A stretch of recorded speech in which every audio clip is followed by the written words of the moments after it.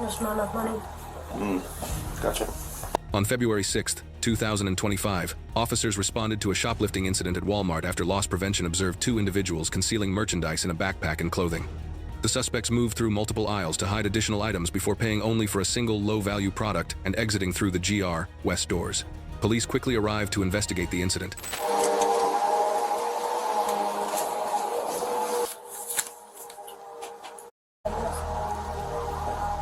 There's not enough money. Gotcha. On February 6th, 2025, officers responded to a shoplifting incident at Walmart after loss prevention observed two individuals concealing merchandise in a backpack and clothing. The suspects moved through multiple aisles to hide additional items before paying only for a single low-value product and exiting through the GR West doors. Police quickly arrived to investigate the incident.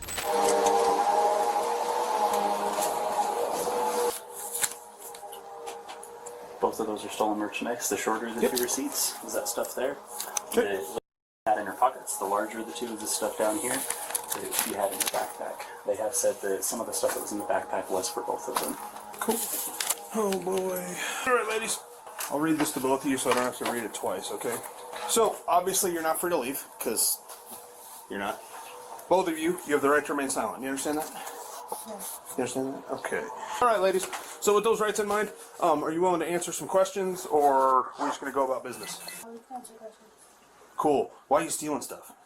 Just not enough money for like that stuff. Yeah, there's not enough money. Gotcha. Inside the security office, both individuals admitted they stole the merchandise because they didn't have enough money. Loss prevention then separated the recovered items, removing numerous concealed cosmetics from a backpack and additional products from a jacket. Receipts later confirmed one individual had taken $328.94 in goods, while the other had stolen $23.93. Doesn't really look like life essentials, you know what I mean? Yeah, just like the fun stuff. Yeah, the fun stuff, which...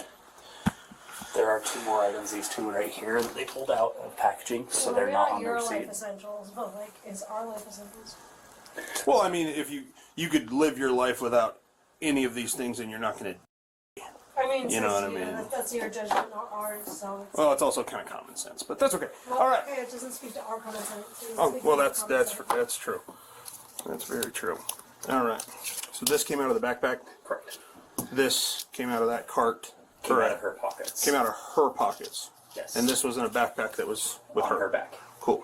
Subtotal 307.97, 25.84. Beautiful. Okay. What do you need for?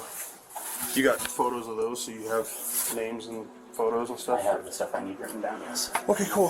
When officers reviewed the security footage, they observed a clear, deliberate pattern of theft. The video showed two individuals meeting inside the store before heading into the grocery aisle, where one concealed a ramen cup inside a backpack. They then moved to the cosmetics section, repeatedly selecting items and hiding them, one using a backpack, the other slipping products into a jacket pocket.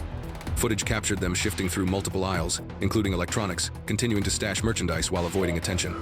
At self-checkout, only a single low-value item was scanned, while the concealed goods remained unpaid. The video ultimately showed both individuals leaving through the GR West exit with a backpack full of cosmetics and additional items in a jacket, making no attempt to pay for any of the stolen merchandise. All right. I'll explain this form to both of you, and then I'll have you each sign your own individual form. So this is a restriction from property for Walmart. So this says you're trespassed from every Walmart location in the continental United States and... It's all Walmarts. Just every... If it says Walmart on it, you're not allowed there anymore. Like, period. Okay? If you do come back, you're subject to arrest.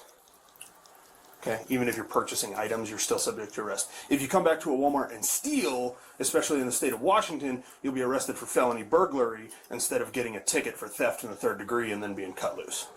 Okay, so that means you go to jail, you face prison time, you face a major fine, all XYZ. So no more Walmarts, understood? This will be yours. I'll need just a signature. This is not admitting to guilt, just saying that you understand that you're not allowed at Walmarts. Right here on that X. And are those two items on the small receipt? They are not on either receipt because they pulled them out of the packaging that had the barcode on it, so I have to go find them. Gotcha. But they came out of whose pockets? They came out of the backpack. They came out of the backpack. Copy that. And they're down here. I'll be chasing those two items down and getting them. Copy that, sir. Did you want them on a separate receipt or added to the large one? I mean, added to the large one would be great, because then it just updates the subtotal for me. Not that it's going to make a difference anyway, it's the same charge, but... Thank you, sir. And I'll borrow these. Or actually, I'll leave that one since you're going to add those two, and then I'll be back in just a minute. All right. Miss Brown, there's that back for you. So, this is a criminal citation for theft in the 3rd degree. Up here is the Whitman County District Court information, their phone number, their website, all that good stuff. There's no court date on the ticket because they'll reach out to you with your court date, so hopefully that mailing address was a good mailing address, otherwise you're going to miss court and then there'll be a warrant out for your arrest. That's no fun. Again, down here, that's the RCW you're being charged with, theft in the 3rd degree, because it doesn't amount to over $750. Yeah. Any questions? If you don't hear from the court, like it says specifically up here, if you don't hear from them within 15 days, you should definitely give them a call and see when you're supposed to go to court because, again, warrants aren't very fun. So there's that for you. Miss Gonzalez, they're having a hard time finding your information in the system. Did somebody bite this? No, perforated edge on the printer is crap. Anyway, if you're okay with it, it's your backpack. Just my backpack. I gave you everything. I'd just like them to check just to make sure there's nothing else in there that you didn't pull out.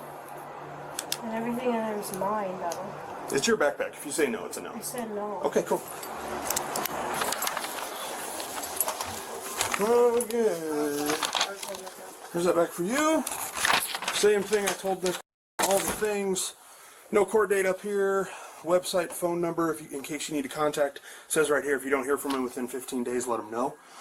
Because if you miss court, there'd be a warrant for your arrest, and that would be bad. Same crime, same RCW, theft in the 3rd degree. Up here's all your information, my information, agency information, things like that.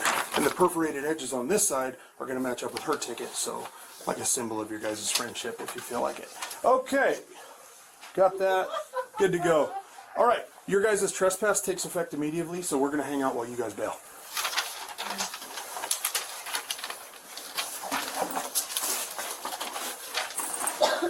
Do you have your card? Yeah. Alright. Do we just open the door? Yep. We're allowed to touch the door? Yep, sure are. You're allowed to walk out the other one, too. Based on the evidence collected, including security footage, recovered merchandise, and statements provided, both individuals are found responsible for theft in the 3rd degree. The investigation confirmed a deliberate pattern of concealing merchandise, bypassing all points of sale, and exiting the store without payment. Each individual is therefore formally convicted of 3rd degree theft, a misdemeanor offense under state law. As part of their sentence, they are issued a permanent trespass notice prohibiting entry into all properties belonging to the retailer. Additional penalties, including fines, court fees, and mandatory compliance with all court-ordered conditions, will be determined at their scheduled hearing.